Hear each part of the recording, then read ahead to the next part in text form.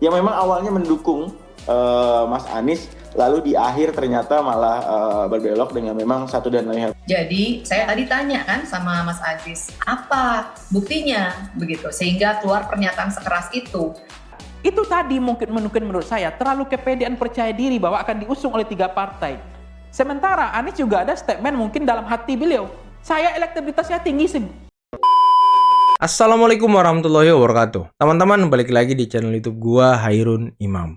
Nah, di video kali ini kita akan melihat bagaimana salah seorang juru bicara Mas Anies Baswedan, yakni Usama Abdul Aziz, yang lagi-lagi menyebarkan narasi terkait dengan partai politik yang ditekan, tersandra oleh kekuasaan, makanya Mas Anies tidak bisa maju di Pilkada Jakarta. Dan menurut dia, ini kesimpulan yang bisa diambil dari beberapa media yang dia baca, teman-teman. Nah, narasi ini langsung di-challenge, dipotong, dan ditantang oleh Grace Natali. Bisa nggak Anda membuktikannya? Mana buktinya? Waduh. Dan ada salah seorang pengamat politik yang sangat lantang juga mempermalukan juru bicara Anies Baswedan ini. Oke, tanpa perlu berlama-lama lagi, mari kita simak videonya berikut ini. Cukup keras nampaknya ya, bahkan juga sampai menyebutkan bahwa apakah ada saat ini partai politik yang tidak tersandera oleh kekuasaan begitu. Sekencang itu, Mas? Ya. Ya, itu memang fakta hari ini bahwa kita lihat juga yang pertama banyak sekali dibahas di beberapa pembahasan di media.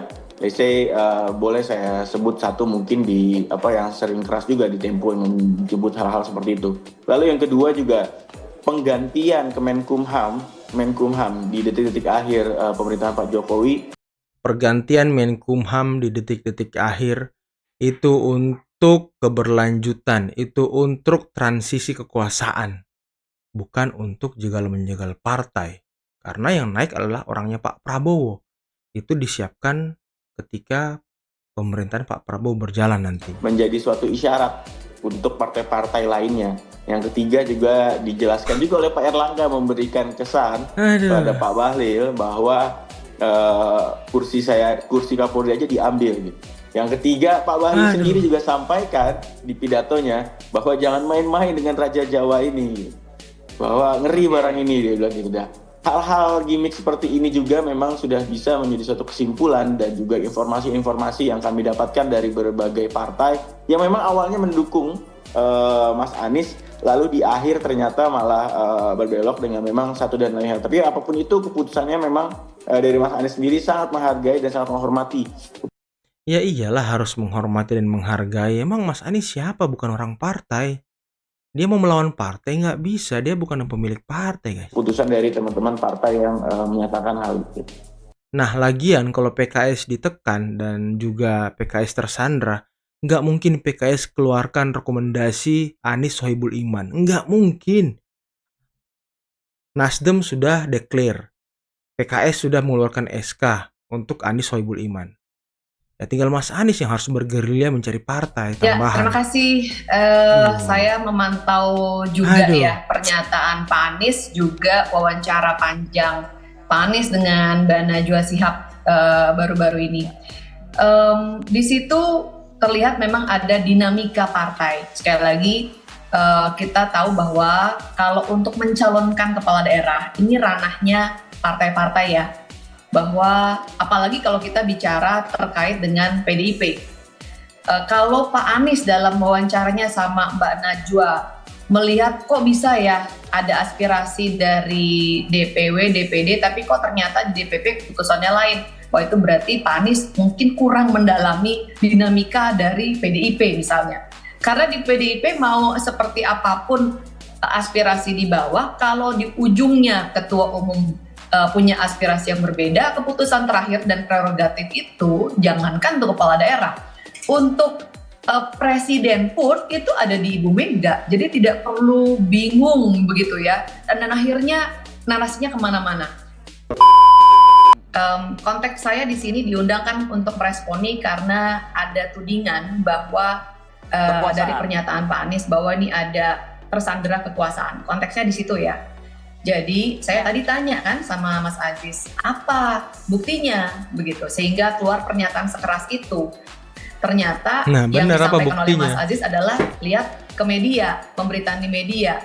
Saya menghargai media, saya ini juga media, mantan media. dan justru karena saya mantan media, saya jadi tahu bahwa media itu tidak punya keterbatasan, dalam artian keterbatasan waktu, karena ada deadline. Kalau TV, media online apa. Aduh, ternyata jubir Mas Anies hanya melihat dari media-media teman-teman ya, Tempo dan segala macam yang membicarakan soal tekan menekan. Aduh. Lagi itu deadline-nya per menit begitu. Kalau media cetak bisa harian, bisa mingguan, ada deadline intinya. Sementara sumber informasi untuk mengetahui semua peristiwa secara utuh itu ada banyak. Jadi ada keterbatasan waktu, ada keterbatasan narasumber. Oleh karenanya kalau dijadikan rujukan kebenaran mutlak kurang tepat karena ada keterbatasan seperti ini. Nah, yang saya ingin tanya, ini kan karena Pak Anies dalam hal ini adalah pelaku politik. Kok hanya menjadikan rujukan media, lalu kemudian bisa membuat kesimpulan, bahkan tuduhan serius ya, bahwa ada dihambat oleh kekuasaan. Beliau ini kan pelaku. Jadi yang tadi saya tanya, apakah ada peristiwa yang dialami sendiri sehingga kemudian bisa mengeluarkan tesis dihambat oleh kekuasaan. Kalau hanya baca dari media, sayang. Itu publik. Kalau publik kan tidak punya akses ke peristiwa-peristiwa politik secara langsung. Bolehlah rujukannya media. Tapi harus diingat publik juga, media itu punya keterbatasan waktu dan narasumber. Nah, kalau sebagai pelaku politik membuat kesimpulan yang begitu serius, tuduhan yang begitu serius hanya dari baca-baca media, saya sangat menyayangkan. Di situ konteksnya ya. Nah, kemudian kalau kita lihat ada berbagai pernyataan Pak Anies juga yang conflicting. Masuk ke pengadilan pun buktinya media-media nggak bisa diterima, guys. Saya ini eksplisit ya, Pak Anies mengatakan bahwa dia tidak mau gabung partai karena partai mana yang tidak tersandera oleh kekuasaan, kurang lebih seperti itu. Tetapi di wawancara dengan Mbak Najwa, secara eksplisit beliau mengatakan bahwa beliau itu menawarkan diri untuk masuk ke partai, tapi partainya yang menolak. Saya nggak jelas nih alasannya apa, karena di situ alasannya nggak apa-apa biar Pak Anies dimiliki bersama-sama. Menurut saya agak janggal alasannya karena partai itu sangat senang kalau ada kader yang bagus jadi kader internal begitu ya. Kok ini katanya Pak Anies menawarkan diri tapi malah ditolak oleh partai. Jadi conflicting nih. Di satu sisi bilang nggak mau gabung tapi ternyata menawarkan diri. Nah kemudian mungkin waktu kita singkat, kalau Pak Anies ke depan jadi pelajaran adalah harus selalu memang buat backup plan. Jangan hanya bergantung pada tiket partai. Nah kalau mau bikin partai silakan dan boleh, tapi sebagai catatan, bikin partai di Indonesia menurut Perludem, saya kutip pernyataan Mbak Titi, adalah yang tersulit di dunia syarat administrasinya. Jadi siap-siap dari sekarang, jangan nanti kalau ternyata buat partai nggak lolos verifikasi, kemudian bilang lagi nunjuk, ini kekuasaan menghalangi Pak Anies. Karena dari jauh-jauh hari harus diketahui bahwa membuat partai di Indonesia syarat administratifnya yang tersulit di dunia.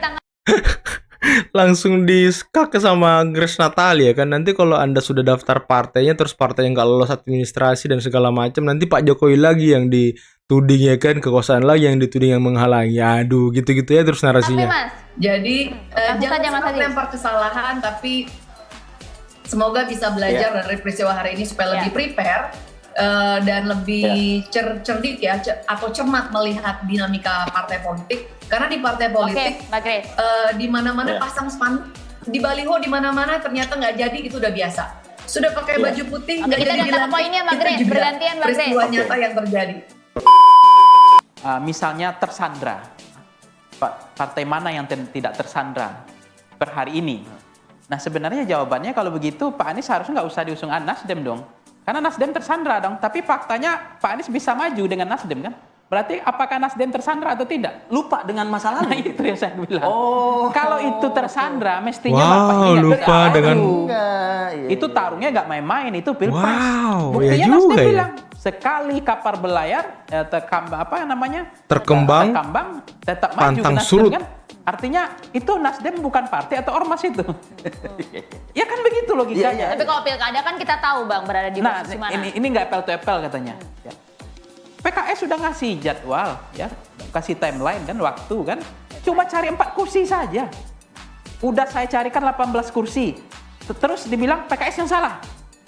Nah, kemudian ketika Nasdem sudah menjanjikan DPD-nya, termasuk PDIP, nah 2 partai ini kan juga Pak Anies yang benar, partai ini yang salah karena tidak berhasil mendukung. Padahal saya sudah katakan dari awal bahwa penentu Pilkada Jakarta ini adalah langitan yang ngurus, DPP. Nggak ada urusan DPD ini. Nah, yang kedua adalah soal yang disampaikan Mbak Grace tadi menarik sebenarnya, jalur independen. Kenapa Anies begitu percaya diri akan diusung oleh Nasdem, PKS, dan PKB, 3 partai ini ya, yang pengusung beliau yang inline dengan Pilpres? Nggak bisa. Partai ini, 3 partai ini tidak punya saham di dalam pemenangan Pak Prabowo Gibran. Sementara 3 partai ini, mohon maaf dalam bahasa saya ya, ayolah diajak kita ke koalisi Pak Prabowo. Itu ada kok statement dari Presiden PKS. Ada. Oh iya, di acara PKB waktu itu teman-teman ya, yang kata PKS jangan cuma Nasdem dan PKB yang diajak, PKS diajak juga dong. Dari Pak Surya Paloh, ada dari Caimin. Artinya kalau ingin masuk ke koalisi saya, Presiden kan tinggal bilang yang berkuasa ke depan, Anda mau masuk, tunggu dulu ada syaratnya. Kalau enggak saya evaluasi, saya koreksi. Nah kalau misalnya ada intensitas arama Pak Prabowo enggak senang adanya, bukan enggak senang ya, enggak ada keinginan ada lampu yang lebih terang daripada dia, dan dianggap nanti Anies akan lebih terang lampunya daripada beliau, kan bisa redup juga Presiden. Harusnya Anies membaca ini dong dari awal ya? Ya itu sense of politik. Membaca itu, perjalanan politik Jokowi dengan Anies. Itu kan dipelajari oleh Prabowo. Yang ketiga adalah, selama kan kelihatan memang ketika ada berbeda, gagal, Nasdem salah, PKS salah, PKB salah, Pak Anies selalu benar. Ini kan partai politik, sesuai dengan undang-undang pemilu. Pemilu dan pilkada, itu adalah gawennya partai politik. Itu undang-undang pilkada. Nah kalau kemudian Pak Anies hari ini gagal berlayar, itu tadi mungkin menurut saya terlalu kepedean percaya diri bahwa akan diusung oleh 3 partai. Sementara Anies juga ada statement mungkin dalam hati beliau, saya elektabilitasnya tinggi melangit dan menunjukkan popularitas. Siapa sih partai nggak mau ngusung saya? Oh, berarti terlalu kepedean teman-teman. Gimana? Kalian sepakat nggak kalau Mas Anies terlalu kepedean? Artinya partai itu butuh saya, bukan saya butuh partai. Nah itu juga bahaya. Itu nggak mungkin bisa dibuktikan, tapi bisa dirasakan. Karena ketidaksiapan di jalur independen. Itulah complicatednya, bahwa beliau tidak akan menyangka serumit ini, Tapi tadi disampaikan juga oleh Mas Anies bahwa khawatirnya justru nanti tidak menghargai ketiga partai yang berniat mengusung Anies di awal itu, jadi sehingga tidak memilih jalur independen. Menurut Anda? Nggak ada persoalan mengawal. Ini kan politik, ini kan begini, mutual understanding, bukan tersandra atau tidak. Ini kan titik persamaan kepentingan. Kan Anies ini di depan publik kan populis ini, nggak ada kesalahan. Ini tokoh yang sentimen positif. Sehingga memang siapapun yang melawan Anies, partai yang menjadi masalah. Jadi maka partai merasa terzolimi juga sekarang. Nah konteksnya adalah, pokoknya Mas Anies ini bersih luar dalam, suci luar dalam teman-teman. Di dalam politik itu seni berkuasa, seni merebut kekuasaan, seni juga merebut perahu kekuasaan supaya berlayar. Nah kalau kemudian ada mutual understanding yang tidak temu, Anies langsung harusnya mencari mitigasi. Supaya Anies tidak hanya bicara tentang jeroan perut dia, tapi Anies selalu berkatakan bukan jeroan perut dia, tapi aspirasi rakyat. Iya, tapi dalam politik kita tidak bisa hanya bicara tentang isi perut kita. Bicara tentang mutual understanding, bagaimana saling menguntungkan. Cari titik persamaan kepentingan, itu seni dalam politik. Jangan kemudian partai seolah-olah terzolimi ini gitu. Nah tersandra ini partai mana yang tersandra? Kan gitu. Kalau misalnya Pak Anies kemarin itu sudah kurang, kan udah dibantu oleh MK. 7,5%, 20-25. Kursi 25%. Iya, dipermudah banget itu. 7,5% threshold. Kemudian dianggap juga bahwa tersandra udah dibantu dari 20 ke 7,5. Nah 7,5 juga nggak bisa. Artinya apa? Kesalahan itu ada sama siapa? Nggak siapa-siapa, sama rakyat mungkin. Bukan sama Anies, bukan sama partai. Soal tersandra, bisa nggak nanti? Contoh nih Nasdem, PKS, PKB nih. Supaya nggak tersandra, saya nggak mau ngirim menteri saya. Saya dukung dengan nothing tulus, Kim Plus, Kim Koalisi Indonesia Maju, tapi saya nggak akan mengirim menteri saya. Supaya apa? Supaya partai saya tidak tersandra. Bisa nggak Pak Anies nanti mengirim partai kayak gitu? Supaya, ini nasihat saya Pak Anies, supaya nggak tersandra partainya. Gitu. Supaya nggak tersandra juga. Karena kalau nggak nanti tersandra juga. Nah, itu terakhir. Jadi soal apa nanti soal efek ekor jas tadi sedikit saja menyinggung. Ya, artinya begini. Kalau efek ekor jas tadi, memang itu titik persamaannya. Ketika pilkada, itu nggak ada lagi efek ekor jas untuk partai. Beda sama pilpres ya. Mutual understanding nggak ada. Nah itu yang tidak inline dalam pikiran Anies. Sementara dalam pilpres, iya, orang butuh figur Pak Anies. Nah terakhir sekali lagi, supaya partai tidak tersandra. Ketua umum partai jangan berbisnis. Nah, bisa nggak semua partai jadi aktivis sepatu Pertanyaan miring? itu. Ya. Ini ketua umum partai sepatu miring nih, aktivis sepatu miring. Coba lihat semua ketua umum partai. Nggak bisa lepas nggak dari situ. Dari ketergantungan aspek ekonomi dan politik. Waduh, teman-teman, inilah ya analisis dan perdebatan terkait dengan statement Mas Anies yang menuduh adanya cawe-cawe kekuasaan dalam batalnya pencalonan Mas Anies. Yang menjadi pertanyaan adalah ada dua nih tadi yang paling menarik ya. PKS sudah memberikan rekomendasi kepada Mas Anies plus dengan wakilnya. Jadi Mas Anies hanya disuruh mencari 4 kursi tambahan untuk bisa menggolkan koalisi ini atau calon ini, Anies Sohibul Iman. PKS sudah memberikan rekomendasi. Ingat teman-teman ya, PKS sudah memberikan rekomendasi. Apakah PKS ditekan? Apakah PKS tersandra? Kalau PKS tersandra, otomatis PKS tidak mungkin mengeluarkan rekomendasi. Apakah Nasdem tersandra? Nasdem sudah declare Anies, teman-teman. Dan Anies bebas disuruh mencari wakilnya. Kemudian PDIP muncul nama Anies untuk dicalonkan juga di Jakarta. Apakah PDIP ditekan? Apakah PDIP tersandra? Enggak, teman-teman. PDIP adalah konflik internal. Banyak penolakan terhadap nama Anies di PDIP, makanya Anies tidak dimajukan. Lantas kenapa Mas Anies menuduh partai-partai ini tersandra? Apa landasannya? Apa dasarnya? Ini masih menjadi pertanyaan. Kalau dasarnya hanya Mas Anies gagal diusung, ya itu sepertinya bukan alasan. Nah, jubir Mas Anies juga ini agak omon-omon juga ya. Karena ya menuduh pergantian Menkumham. Nah, pergantian Menkumham ini itu untuk kelancaran, keberlanjutan dan transisi kepemimpinan. Ini nggak berdasar cara ngomongnya teman-teman. Nasdem sudah declare ya, ingat ya. PKS sudah memberikan rekomendasi plus wakilnya. Itu 18 kursi loh, nggak main-main. PKS memberikan 18 kursi cuma-cuma kepada Mas Anies. PKB Jakarta sudah declare juga mendukung Anies. Sepertinya Mas Anies yang tidak bisa membaca peta politik teman-teman. Makanya menuduh yang tidak-tidak ya kan. Oke lah, mungkin cukup sekian dulu video kali ini teman-teman. Jangan lupa like, subscribe, dan share videonya. Akhir kata, billahi taufiq wal hidayah. Wassalamualaikum warahmatullahi wabarakatuh. Bye-bye.